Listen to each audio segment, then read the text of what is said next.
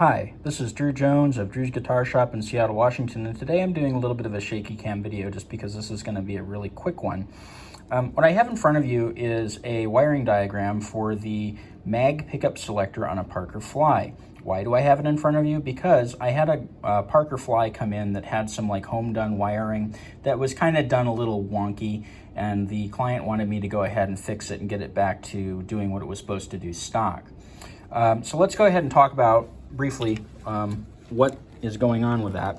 I talked about this in the last video, but basically what was going on with this guitar was that in the neck position, both coils were on in this humbucker, and in the bridge position, both coils were on in this humbucker.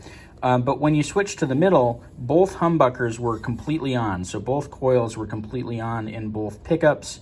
And that is not generally the way that Parker Flies work. Generally, the way that these work is that in the middle position, it's only these two inner coils that are actually turned on the Parker Fly. So basically what we needed to do was we needed to take it out of that thing where it was all on, both humbuckers in the middle, and make it just do the inner coils like it was supposed to. And to do that, I did have to chase the wiring a little bit, and this is what I came up with. And the reason that I'm posting this up here for you guys is because Parkers are kind of complicated guitars. There's a lot of stuff going on inside there. And since this is kind of a complex switch, I thought that somebody might find this helpful if they just searched it on the internet. So I'm just going to go ahead and hold this up close so that anybody watching it can just go ahead and pause the video right here and take down this information.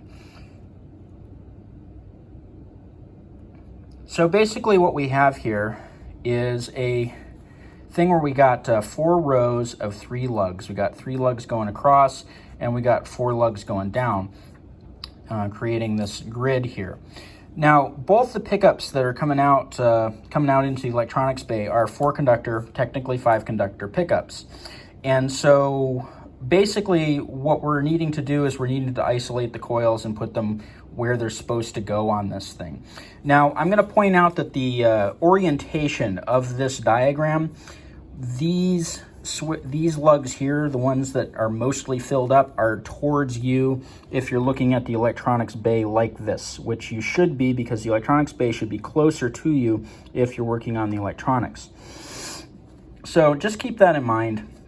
The orientation is important. If you do this the opposite way, you'll get the kind of opposite results or something else weird. So make sure that you have the switch oriented in the correct way. And that is actually really important, because if the ribbon connectors are still intact, the ribbon connectors are coming off here going to really specific things from those lugs.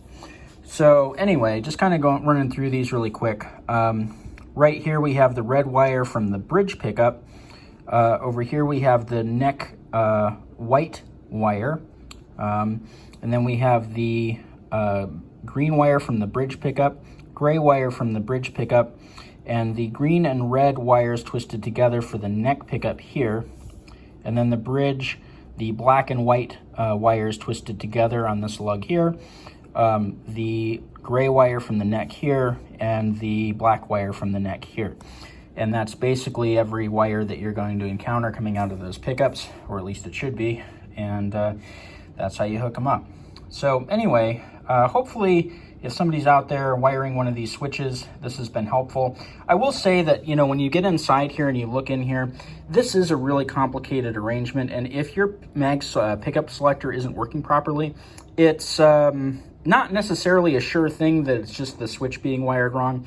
These flex PCB cables do break in these, and when they tear, they do disconnect whatever they were connecting. So it could be that you have something going on like that, or that a part has been damaged in here, or that you have a part that's kind of intermittently kind of on its way out. So just keep in mind that, this isn't necessarily a magic fix for switching problems that you have. You should definitely get the problem diagnosed.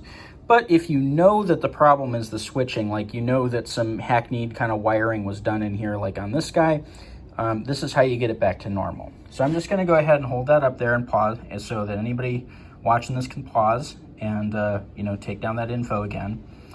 And there you go.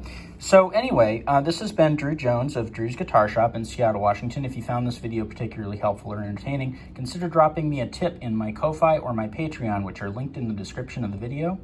Below that, you should find a link to my Reverb page where I sell guitars and some other stuff that you might find cool. And below that link, you should find the link to my website, which has my contact information, my pricing information, as well as a page that I wrote on caring for stringed instruments. Also on that page, I recently added a all you could possibly want to know about frets thing.